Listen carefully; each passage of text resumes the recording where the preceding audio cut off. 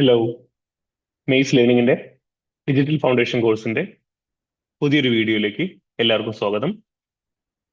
ഇന്നത്തെ വീഡിയോയിൽ നമ്മൾ മൈക്രോസോഫ്റ്റ് ഓഫീസ് വേർഡ് അല്ലെങ്കിൽ മൈക്രോസോഫ്റ്റ് വേർഡ് എന്ന് പറഞ്ഞ ഒരു സോഫ്റ്റ്വെയറിന്റെ കുറച്ച് ബേസിക് കാര്യങ്ങളാണ് ഡിസ്കസ് ചെയ്യാൻ പോകുന്നത്. വേർഡ് ആക്ച്വലി ഒരു പേര് പോലെ തന്നെ ഒരു വേർഡ് പ്രോസസ്സിംഗ് സോഫ്റ്റ്വെയർ ആണ്. അതായത് പല രീതിയിലുള്ള ടെക്സ്റ്റ് ബേസ്ഡ് ഡോക്യുമെന്റ്, ലെറ്റേഴ്സ് ആവാം, റിപ്പോർട്ടുകളാവാം, അക്കാഡമിക് പേപ്പറുകളാവാം, നമ്മൾ ജോലിക്ക് അപ്ലൈ ചെയ്യാൻ ആവശ്യമായിട്ടുള്ള റെസ്യൂമേ ആവാം, ക്വസ്റ്റ്യൻ പേപ്പർ ആവാം, ഇങ്ങനെയുള്ള ടെക്സ്റ്റ് ബേസ്ഡ് ഡോക്യുമെന്റ് ഒക്കെ ക്രിയേറ്റ് ചെയ്യാനും എഡിറ്റ് ചെയ്യാനൊക്കെ നമ്മളെ സഹായിക്കുന്ന ഒരു സോഫ്റ്റ്വെയർ ആണ് വേർഡ്.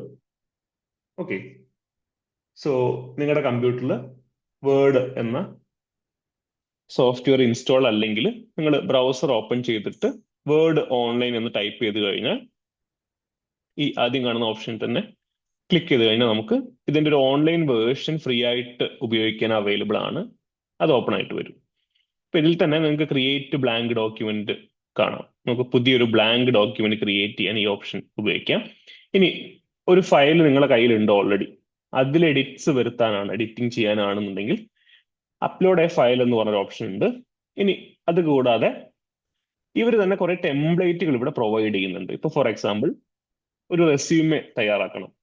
അപ്പോൾ റെസ്യൂമേക്ക് ആവശ്യമായിട്ടുള്ള അല്ലെങ്കിൽ റെസ്യൂമയുടെ പല രീതിയിലുള്ള ടെംപ്ലേറ്റുകൾ ഈ സോഫ്റ്റ്വെയർ തന്നെ പ്രൊവൈഡ് ചെയ്യുന്നുണ്ട്. അപ്പോൾ നമുക്ക് ഈ ടെംപ്ലേറ്റിൽ സെലക്ട് ചെയ്തിട്ട് നമ്മൾക്ക് ആവശ്യമായിട്ടുള്ള രീതിയിൽ എഡിറ്റിംഗ് വരുത്തിയിട്ട് പുതിയൊരു റെസ്യൂമെ ക്രിയേറ്റ് ചെയ്യാനും പറ്റുന്നതാണ്. നമ്മളിവിടെ നമുക്കൊരു ബ്ലാങ്ക് ഡോക്യുമെന്റ് ക്രിയേറ്റ് ചെയ്ത് നോക്കാം.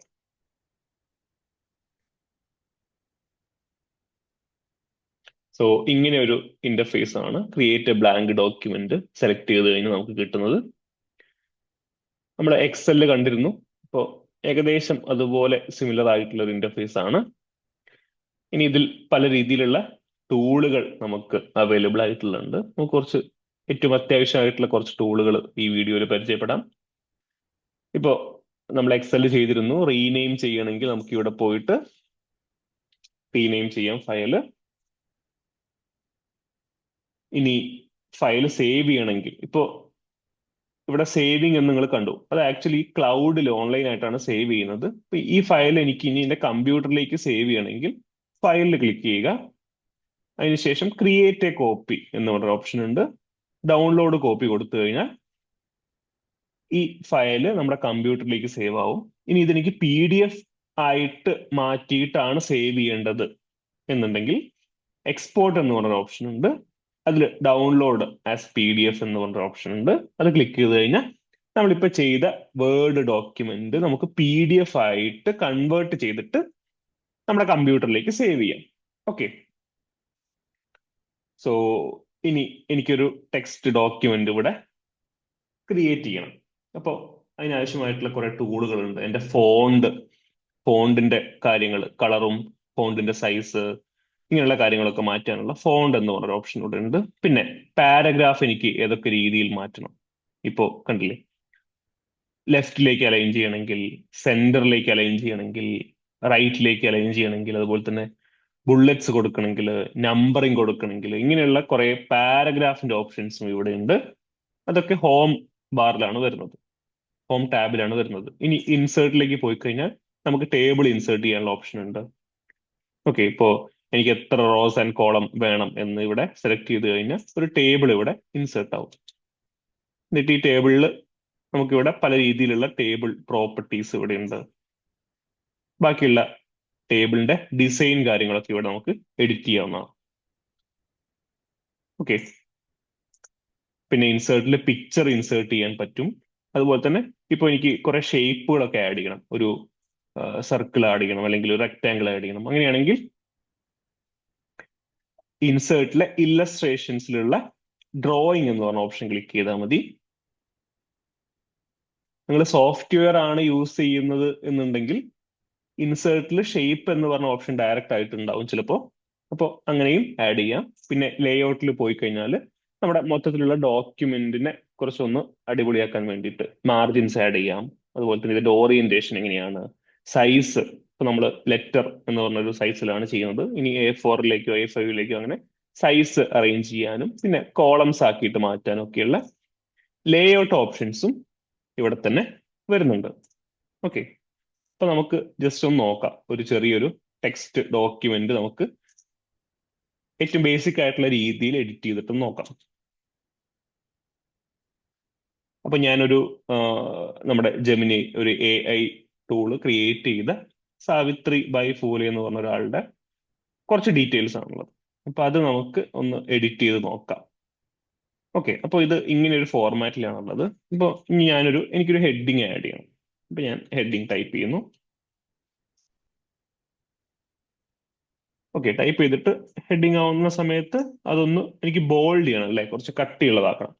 അപ്പോൾ നിങ്ങൾ ഇങ്ങനെ സെലക്ട് ചെയ്താൽ ഇവിടെ തന്നെ വരും ഓപ്ഷൻസ്. അതല്ലെങ്കിൽ നിങ്ങൾക്ക് ഇവിടെ പോയിട്ട് ഫോണ്ടിൽ പോയിട്ടും ചെയ്യാം. അപ്പോൾ ഞാൻ ഇവിടെ ബോൾഡ് കൊടുത്തു. ഇനി എനിക്കിതൊന്ന് അണ്ടർലൈൻ ചെയ്യണം. അണ്ടർലൈൻ ചെയ്യാൻ വേണ്ടി പറ്റും. എനിക്ക് കുറച്ച് ഇറ്റാലിക് ആയിട്ട് കുറച്ച് ചെരിഞ്ഞ രീതിയിൽ ടെക്സ്റ്റ് മാറ്റണമെങ്കിൽ ഇറ്റാലിക്സ് കൊടുത്താലും മതി. ഇനി എനിക്ക് ഫോണ്ട് സൈസ് കൂട്ടണമെങ്കിൽ ഇവിടെ ക്ലിക്ക് ചെയ്ത് എനിക്ക് വേണ്ട രീതിയിൽ സൈസ് മാറ്റാൻ വേണ്ടി പറ്റും. ഇതും ഫോണ്ട് സൈസിനുള്ളത് തന്നെയാണ്. ഫോണ്ട് സൈസ് ഇങ്ങനെ ക്ലിക്ക് ചെയ്ത് കഴിഞ്ഞാൽ കൂടും, ഇപ്പുറത്തുള്ള ആളെ ക്ലിക്ക് ചെയ്ത് കഴിഞ്ഞാൽ അത് കുറയും. ഓക്കെ, പിന്നെ ഹൈലൈറ്റ് എന്ന് പറഞ്ഞ ഓപ്ഷൻ ഉണ്ട്. നമുക്ക് ഹൈലൈറ്റിൽ കളർ ക്ലിക്ക് ചെയ്ത് കഴിഞ്ഞാൽ ഇവിടെ ഈ നമ്മൾ സെലക്ട് ചെയ്ത ഫോണ്ട് ഇങ്ങനെ ഹൈലൈറ്റ് ആയിട്ട് കാണാൻ വേണ്ടി പറ്റും. ഓക്കെ, ഇനി ഞാനിപ്പോൾ ഹൈലൈറ്റ് കളയാണ്. ഇനി ഇപ്പുറത്ത് ഫോണ്ടിന്റെ കളർ മാറ്റാനുള്ള ഓപ്ഷൻ ഉണ്ട്. കളർ സെലക്ട് ചെയ്തിട്ട് നമുക്ക് ആവശ്യമുള്ള കളർ സെലക്ട് ചെയ്ത് കഴിഞ്ഞാൽ ഫോണ്ടിന്റെ കളറും മാറിയിട്ടുണ്ട്. അപ്പോൾ ഫോണ്ടിന്റെ കുറച്ച് ബേസിക് കാര്യങ്ങളാണ് നമ്മളിപ്പോൾ കണ്ടത്. ഫോണ്ടിന്റെ സ്റ്റൈല്, ഇത് ഫോണ്ട് നെയിം ആണ്. ഫോണ്ട് നെയിം നമുക്ക് ഇഷ്ടമുള്ള ഫോണ്ട് നെയിം ഇവിടെ കൊടുക്കാം. അതുപോലെ തന്നെ ഫോണ്ടിന്റെ സൈസ് നമ്മൾ കണ്ടു. അതിന്റെ കുറച്ച് ബേസിക് ഫോർമാറ്റിംഗ്, ബോൾഡ്, ഇറ്റാലിക്, അതുപോലെ തന്നെ അണ്ടർലൈൻ, പിന്നെ ഹൈലൈറ്റ് ഓപ്ഷൻ കണ്ടു, ഫോണ്ട് കളർ കണ്ടു. അതൊക്കെ ഫോണ്ടിന്റെ കുറച്ച് ബേസിക് കാര്യങ്ങളാണ്. തൊട്ടപ്പുറത്തുള്ള ആളാരായിരുന്നു? പാരഗ്രാഫ് ആണല്ലേ. അപ്പോൾ പാരഗ്രാഫിൽ കുറച്ച് മാറ്റങ്ങൾ വരുത്തണം. ഞാനിപ്പോ ഈ ഒരു പാരഗ്രാഫ് എടുത്തു. ഈ ഒരു പാരഗ്രാഫ് എടുത്തിട്ട് എനിക്കത് ജസ്റ്റിഫൈ ചെയ്യാന്ന് പറഞ്ഞാൽ എല്ലാം ഒരുപോലെ ആക്കുക, എല്ലാ സൈഡിലും ഒരുപോലെ ആക്കിയിട്ട് അറേഞ്ച് ചെയ്യുക. നിങ്ങൾക്ക് കണ്ടാൽ മനസ്സിലാവും. കണ്ടോ? അപ്പോൾ നേരത്തെ എങ്ങനെയായിരുന്നു? നേരത്തെ കുറച്ച് അറേഞ്ച്മെന്റ് പ്രോപ്പർ ആയിരുന്നല്ലോ അല്ലേ. അപ്പോൾ ജസ്റ്റിഫൈ ചെയ്ത് കഴിഞ്ഞാൽ അത് പ്രോപ്പർ ഒരു അറേഞ്ച്മെന്റിലേക്ക് വന്നു. ഇനി ഇത് തന്നെ എനിക്ക് ഇപ്പോ അലൈൻ ലെഫ്റ്റ് ആയിട്ടാണ് ഇരിക്കുന്നത്. എനിക്ക് സെന്ററിലേക്ക് മാറ്റണമെങ്കിൽ അലൈൻ സെന്റർ കൊടുത്താൽ സെന്ററിലേക്ക് മാറും. ഇനി റൈറ്റിലേക്ക് മാറണമെങ്കിൽ അലൈൻ റൈറ്റ് കൊടുത്താൽ അത് അലൈൻ റൈറ്റിലേക്ക് മാറും. അപ്പൊ നമ്മളിവിടെ ബേസിക് ആയിട്ടുള്ള കുറച്ച് പാരഗ്രാഫിന്റെ ഓപ്ഷൻസും കണ്ടു. ഇനിയിപ്പോ കുറച്ച് ബുള്ളറ്റ്സ് കൊടുക്കണം. ഇപ്പൊ എനിക്ക് ഈ പോയിന്റുകളൊക്കെ ബുള്ളറ്റ് പോയിന്റ് ആയിട്ട്, നമ്മൾ പോയിന്റ് ആയിട്ട് എഴുതുന്ന പോലെ കാണണമെങ്കിൽ ബുള്ളറ്റ്സ് കൊടുക്കാം. ബുള്ളറ്റ്സ് കൊടുത്തിട്ട് നമുക്ക് എവിടെയാണോ ബുള്ളറ്റ് വേണ്ടത് അത് എൻ്റർ ചെയ്ത് കൊടുത്തു കഴിഞ്ഞാൽ പുതിയ ബുള്ളറ്റ് ആയിട്ട് വരും. ഓക്കെ, സോ ഇത്രയും കാര്യങ്ങളാണ് വളരെ ബേസിക് ആയിട്ട് പാരഗ്രാഫിൽ നമുക്ക് നോക്കാനുള്ളത്. ഓക്കെ, സോ നമ്മൾ ഫോണ്ട് എങ്ങനെയൊക്കെയാണ് അറേഞ്ച് ചെയ്യേണ്ടതെന്ന് കണ്ടു. അതുപോലെ തന്നെ പാരഗ്രാഫ് വളരെ ബേസിക് ആയിട്ടുള്ള രീതിയിൽ എങ്ങനെയൊക്കെയാണ് അറേഞ്ച് ചെയ്യേണ്ടത് എന്നും കണ്ടു. ഓക്കെ, സോ ഇനി ഇൻസേർട്ടിൽ തന്നെ നമുക്ക് ഒരു പിക്ചർ ആഡ് ചെയ്യണം. ഞാൻ ഈ ക്രിയേറ്റ് ചെയ്യുന്ന ടെക്സ്റ്റ് ഡോക്യുമെന്റിൽ ഒരു പിക്ചർ എനിക്ക് ആഡ് ചെയ്യണം. അപ്പൊ ഞാൻ ഇൻസേർട്ടിൽ പോകുന്നു.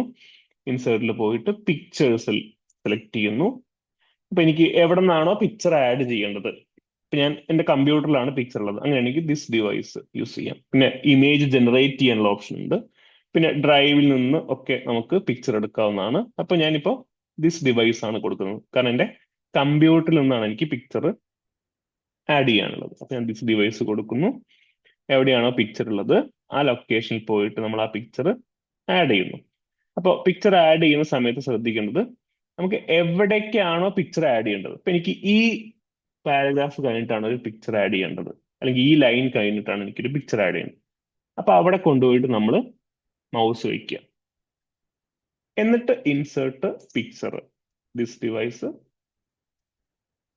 ഓക്കെ, അപ്പൊ പിക്ചർ ആഡ് ചെയ്യും. ഇനി നമുക്ക് അതിന്റെ സൈസ് ഒക്കെ ചേഞ്ച് ആക്കണം. അപ്പൊ ഇങ്ങനെ ഇതിന്റെ ഒരു അറ്റത്ത് കൊണ്ടുപോയി മൗസ് വെച്ച് കഴിഞ്ഞാൽ ഇങ്ങനെ ഒരു ആരോ വരും. ആ ആരോ വലിച്ചിട്ട് നമുക്ക് സൈസ് അറേഞ്ച് ചെയ്യാൻ വേണ്ടി പറ്റും. ഇനി റാപ്പ് ടെക്സ്റ്റ് എന്ന് പറഞ്ഞൊരു ഓപ്ഷൻ കണ്ടോ? അപ്പൊ ഈ പിക്ചർ എനിക്ക് എങ്ങനെയാണ് ഇതിൽ അറേഞ്ച് ചെയ്യപ്പെടേണ്ടത്? ടെക്സ്റ്റിന്റെ ഇടയിലാണോ, ടെക്സ്റ്റിന്റെ ബാക്കിലായിട്ടാണോ, സൈഡിലായിട്ടാണോ, ഇങ്ങനെയുള്ള കാര്യങ്ങളൊക്കെ റാപ്പ് ടെക്സ്റ്റിലുണ്ട്. അപ്പൊ അതില് എനിക്ക് ഇപ്പോ വന്നിട്ടുള്ളത് ഇൻലൈൻ വിത്ത് ടെക്സ്റ്റ്, അതുപോലെ തന്നെ സ്ക്വയർ ലെഫ്റ്റ്, ഇങ്ങനെയുള്ള കുറെ ഓപ്ഷൻസ് ഉണ്ട്. അപ്പൊ നമുക്ക് എങ്ങനെയാണോ വേണ്ടത് ആ രീതിയിൽ ഈ പിക്ചർ നമുക്ക് അറേഞ്ച് ചെയ്യാൻ വേണ്ടി പറ്റും. സോ വേർഡിലെ ഏറ്റവും ബേസിക് ആയിട്ടുള്ള കുറച്ച് കാര്യങ്ങളായിരുന്നു നമ്മൾ ഈ വീഡിയോയിൽ കണ്ടത്. ഫോണ്ടിന്റെ കുറച്ച് ഫോർമാറ്റിംഗ് നമ്മൾ കണ്ടു. ഫോണ്ട് നെയിം, ഫോണ്ട് സൈസ്, അതുപോലെ തന്നെ ഹൈലൈറ്റിംഗ്, ഫോണ്ട് കളറ്, പിന്നെ ബോൾഡ് ആക്കാനും അണ്ടർലൈൻ ചെയ്യാനൊക്കെ പരിചയപ്പെട്ടു. അതുപോലെ തന്നെ പാരഗ്രാഫ് എങ്ങനെയൊക്കെ നമുക്ക് അലൈൻ ചെയ്യാം, നമ്മുടെ പാരഗ്രാഫ് നമുക്ക് നമ്പറിങ് കൊടുക്കാൻ, ബുള്ളറ്റ് കൊടുക്കാൻ എന്തൊക്കെ ചെയ്യാം, ഇങ്ങനെയുള്ള കാര്യങ്ങൾ നമ്മൾ പരിചയപ്പെട്ടു. അതുപോലെ തന്നെ ഒരു പിക്ചർ എങ്ങനെ ആഡ് ചെയ്യാം, പിക്ചർ ആഡ് ചെയ്തിട്ട് അതിന്റെ സൈസ് ഒക്കെ കുറച്ച് എങ്ങനെ അറേഞ്ച് ചെയ്യാം, ഇത്രയും കാര്യങ്ങളാണ് നമ്മൾ ഈ വീഡിയോയിൽ പരിചയപ്പെട്ടത്. നേരത്തെ പറഞ്ഞ പോലെ തന്നെ സേവ് ചെയ്യാനായിട്ട് ഫയലിൽ പോയിട്ട് നമുക്ക് PDF ആക്കണമെങ്കിൽ എക്സ്പോർട്ട് കൊടുക്കാം. അതല്ലെങ്കിൽ വേർഡ് ഡോക്യുമെന്റ് ആയിട്ട് തന്നെ സേവ് ചെയ്യാനാണെങ്കിൽ ക്രിയേറ്റ് എ കോപ്പി, അതിൽ ഡൗൺലോഡ് എ കോപ്പി എന്നുള്ളൊരു ഓപ്ഷൻ ഉണ്ട്. ഇനി നിങ്ങൾ കമ്പ്യൂട്ടറിൽ ഉള്ള സോഫ്റ്റ്വെയർ ആണ് ഉപയോഗിക്കുന്നുണ്ടെങ്കിൽ ഫയലിൽ സേവ് എന്ന് പറഞ്ഞ ഓപ്ഷൻ നേരിട്ട് തന്നെ ഉണ്ടാവും. അപ്പോൾ ആ സേവില് ക്ലിക്ക് ചെയ്താൽ മതി. സോ അത്രയും കാര്യങ്ങളാണുള്ളത്. So thank you for watching.